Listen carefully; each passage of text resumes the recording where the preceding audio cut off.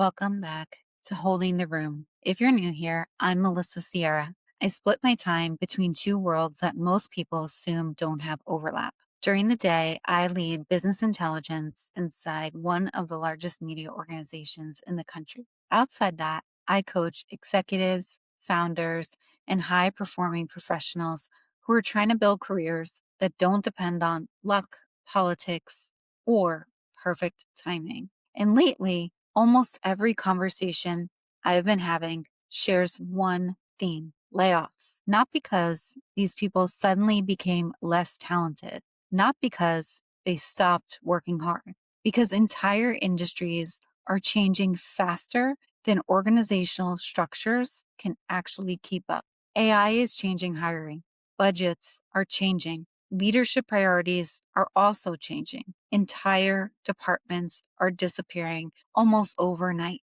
And while everyone is talking about resumes, networking tips, and interview tips, I think we're missing the real story, because a layoff doesn't just eliminate your paycheck. It disrupts the entire system that used to create opportunity for you. Here's the uncomfortable truth. And this is the part most people miss. Layoffs are not just career interruptions anymore. They are stress tests for whether your professional reputation can survive outside the institution that once validated it. If your world collapsed the moment your company logo disappeared from your email signature, your LinkedIn profile, or your business card, there's a good chance you were borrowing an identity instead of building one. That isn't criticism, and it's what organizations naturally encourage. Your title becomes your identity. Your calendar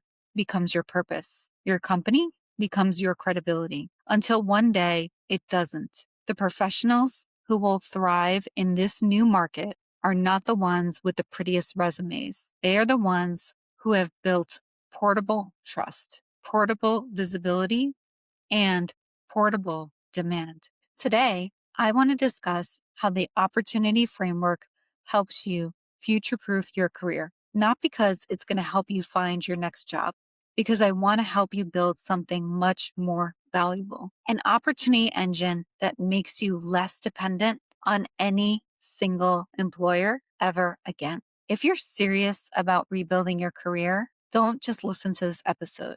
I want you to grab a notebook. We're going to build your flywheel together. So let's get into it. Stage 1, resetting your identity. The first question I ask every executive after a layoff is deceptively simple. Who are you without the company logo? Most people answer with another title. I was a VP. I was an engineering manager.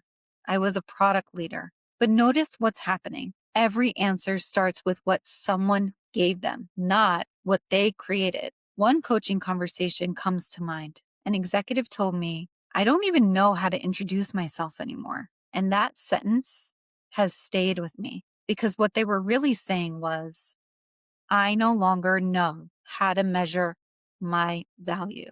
And that's identity fatigue. When your professional identity becomes so intertwined with your employer that losing one feels like both.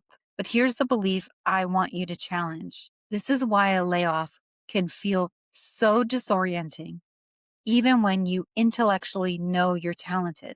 You're not only grieving the job, you're grieving the mirror the organization handed you every day. Your job was never your value. It was one expression of your value.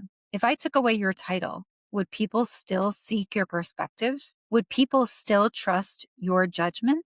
Would people still ask for your advice? If the answer is yes, your value is still intact. Now, here's an exercise I'd encourage you to do today. Open a blank document. Don't look at your resume. Don't look at LinkedIn. Write down 10 things you consistently did that nobody even assigned to you. Maybe you connected teams that didn't communicate. Maybe you simplified complexity.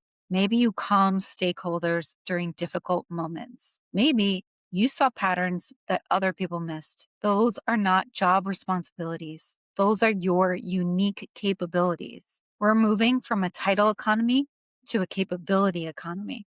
Titles still matter, but they're becoming shorthand. Capabilities are the proof. They show what you can repeatedly create when the environment is messy, ambiguous, and constantly changing. Companies hire responsibilities, but markets reward capabilities. And that distinction changes everything. So the first exercise is going to be called the capability audit.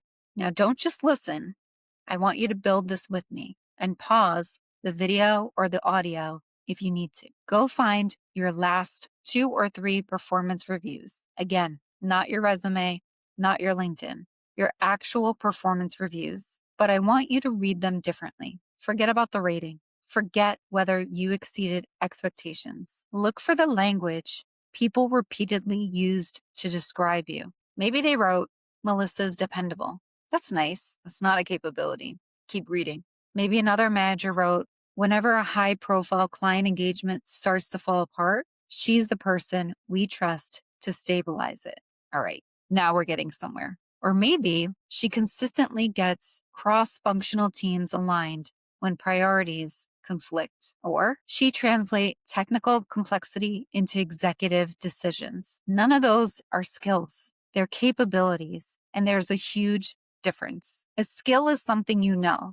A capability is something people trust you repeatedly to produce. Companies don't remember that you know Python. They remember that you rescued 3 failing implementations. They don't remember your certification. They remember that you kept the organization moving during uncertainty. When I coach executives, this is one of the biggest breakthroughs we have together, because they stop introducing themselves as employees and they start introducing themselves as problem solvers. That's identity. And that's what survives every layoff. Stage 2, repositioning your value.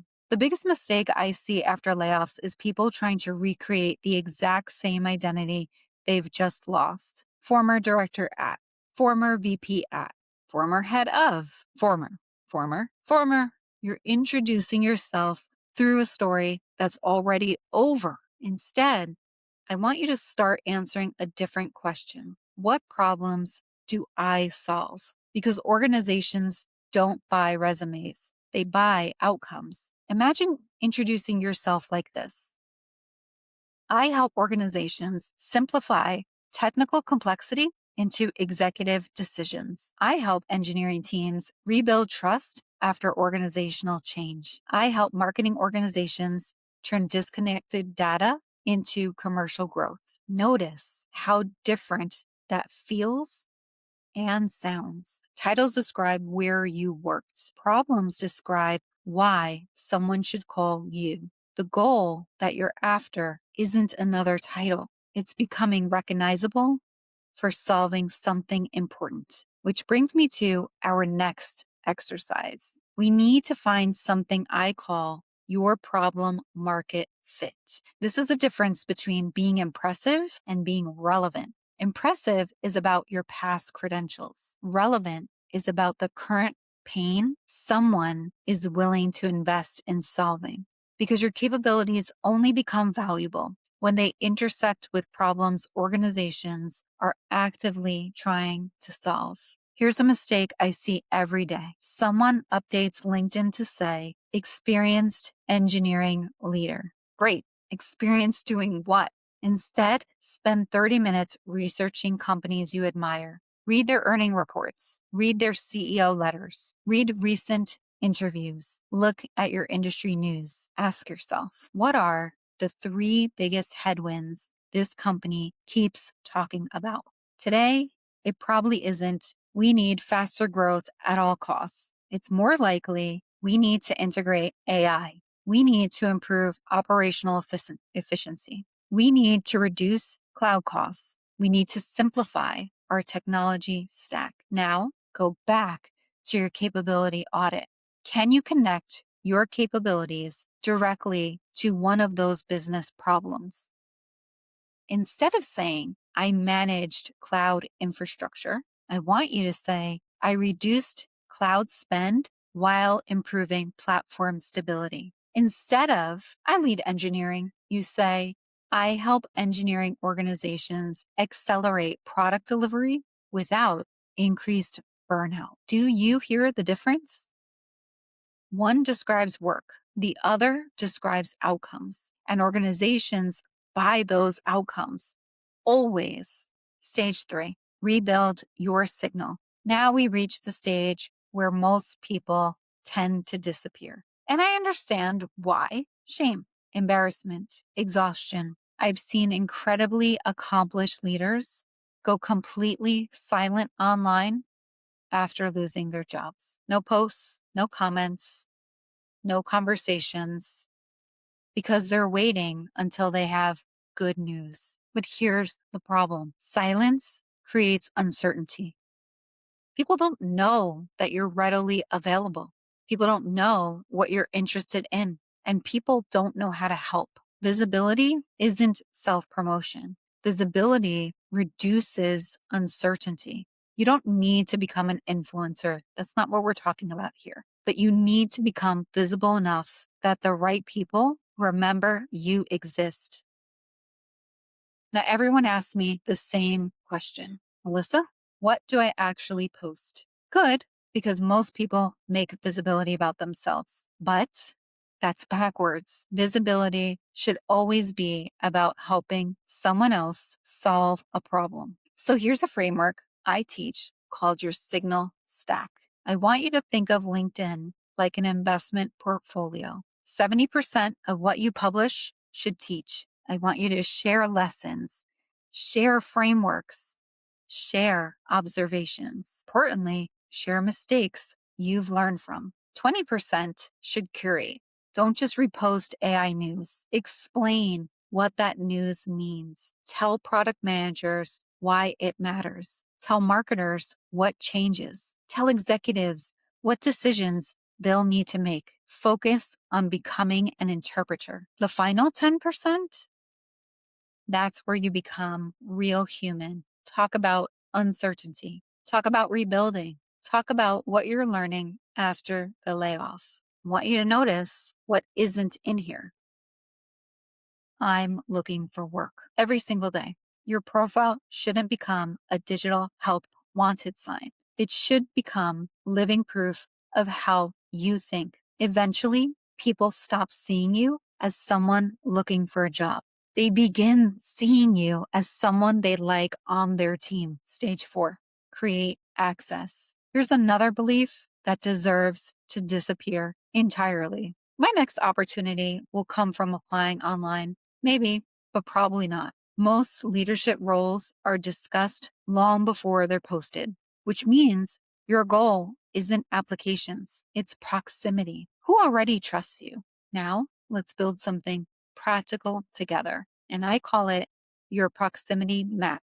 Your next opportunity probably isn't sitting on a job board somewhere online. It's sitting inside someone who already knows your value. Most people think networking means meeting strangers, but I think that's one of the least effective ways to build opportunity. Instead, start with people who already have evidence of your work. I want you to identify 5 groups. The first, alum, someone who left your company a year or two before you. They already know your reputation. Second, your vendors. Think about every consulting firm, SaaS company, agency that you supported with your team. They didn't just see you as an employee. They saw how you made decisions. Third, former peers, especially people who have moved to competitors or adjacent companies. Fourth, connectors, not recruiters necessarily.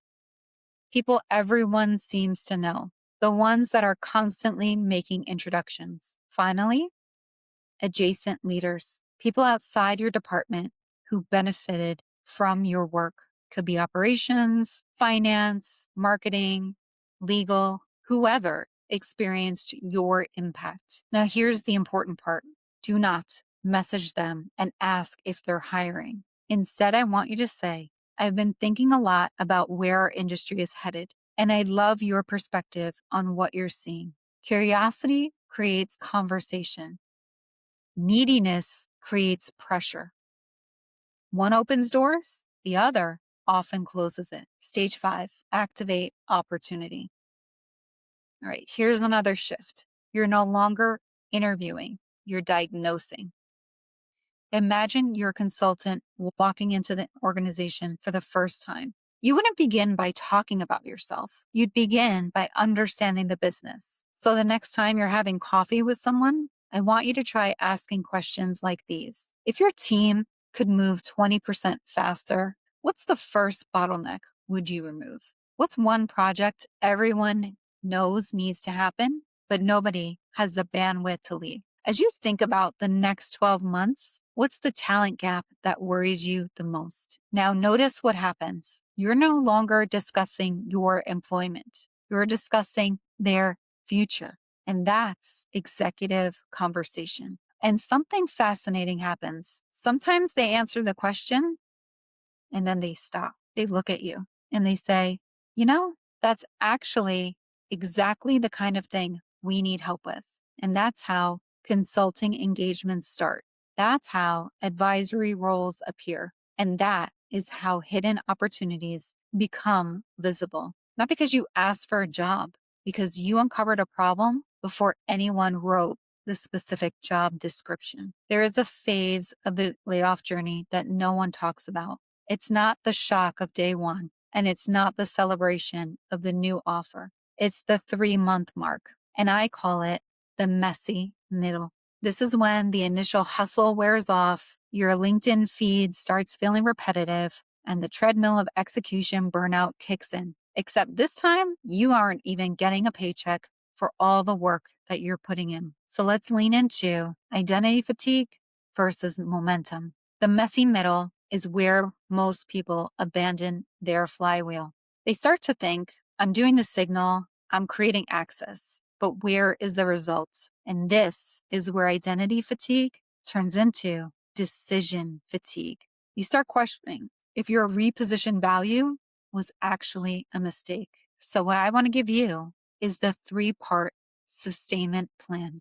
Number 1, shift from outcomes to inputs. In business intelligence, we don't just look at final revenue. We look at the health of the pipeline. In the messy middle, you must stop measuring your success by job offers, which is a lagging indicator, and start measuring it by high value conversations, a leading indicator. If you had 2 discovery sessions this week, your flywheel is spinning, period, point blank. Number 2, the identity anchor ritual.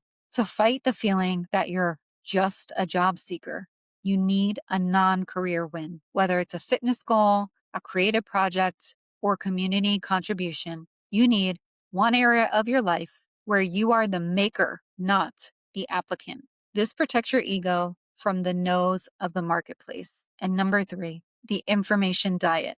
Burnout comes from over-consuming the noise of other people's success. In the messy middle, I want you to limit your signal time. Post your content, engage with your proximity map, and then get out. Don't spend 4 hours doom scrolling. I'm happy to announce posts. It drains your battery, and you need that for your discovery sessions. The messy middle isn't a signal that you're failing. It's a signal that the flywheel is building the friction necessary to eventually create centrifugal force. The silence between your effort and the outcome is where your professional character is actually getting forged. Stage 6, build momentum. And then something wonderful happens. You land consulting work, an interview, an introduction, a board conversation, a new role, and most people stop there. But I don't want you to. Momentum compounds. I want you to ask for recommendations, capture testimonials, write about what you learned through this process, reconnect with the people who helped you, and thank them publicly. One opportunity should create the next. That's the opportunity flywheel. Every rotation should become easier than the last. And eventually, opportunity isn't something you chase. It's something your reputation consistently and continuously generates. Here is my 7-day opportunity flywheel challenge to you. Are you ready? If you haven't got a pen and paper at this point, what are you doing? Let's lean in. Number 1, complete your capability audit. Day 2, rewrite your LinkedIn headline around outcomes specifically. Day 3, I want you to publish one teaching post using the 70-20-10 signal stack that we covered earlier. Day 4, build your proximity map with intentionality. 5, schedule one discovery session. Day 6, reflect on what you learned and refine your positioning. Day 7, share one insight publicly to keep your flywheel moving. I want to leave you with one final thought. A layoff doesn't end your opportunity. It reveals who you're becoming in this opportunity. And for some people, opportunity lived entirely inside one employer, one manager, one organizational chart, one title. The people who recover the fastest build something different. Their opportunity actually exists outside the company. It's built through relationships, reputation, capability, generosity, visibility. And because those things belong to them, no layoff can take them away. If you've recently been laid off, I know this season probably feels uncertain for you. I've coached enough executives to tell you this. Many of the biggest career breakthroughs I've witnessed started with conversations people never wanted to have. And sometimes losing the title creates space to build the career you actually want. So this week, don't start with your resume. Start with stage 1. Ask yourself one question. Who am I without the company logo? Because the answer to that question is the foundation of every opportunity you'll create next. If this conversation resonated with you, I'd love to hear from you in the comments. What part of your professional identity are you reclaiming right now, today? If someone you know is navigating a layoff, please share this episode with them. Not because they need another job search checklist, but because they deserve a framework for building a career that's resilient, visible, and future-proof. Until next time, remember, opportunity isn't something you find. It's something you build. I'll see you in the next episode, and please subscribe for continuing Leadership Laboratory tips that I share every single week.